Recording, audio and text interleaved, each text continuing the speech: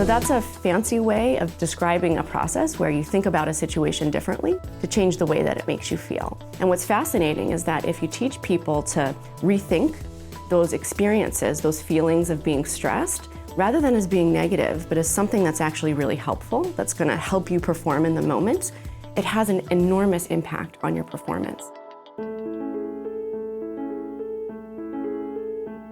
Another example that's a really simple one that I think people are less aware of is actually sleep. What's really interesting is that people who get a regular night's sleep are not only protected against some of the mental health consequences of stress, the physical health consequences, but in the moment, when you put them in a challenging situation, they exhibit a more physiologically adaptive response to stress. So getting a good night's sleep is a simple and very effective stress management strategy. Then a third strategy that people may have heard a little bit about is the role that social support can play. Research suggests that social support is potentially one of the most powerful buffers against the negative effects of stress.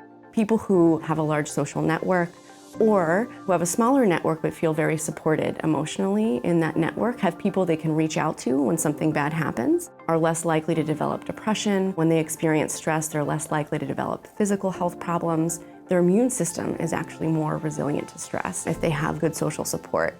But one recent finding that I think is really interesting, it suggests that it's not only receiving support from other people that can help to buffer the effects of stress, but actually giving support to others. So in that particular study, they found that people who engaged in at least a couple of hours a week of activities that were designed to help other people, something like volunteering at a food bank or even, volunteering as a coach for your kid's soccer team, that doing a few hours of those kinds of activities designed to help and support other people was associated with a very powerful buffering effect against the effects of stress on health over time.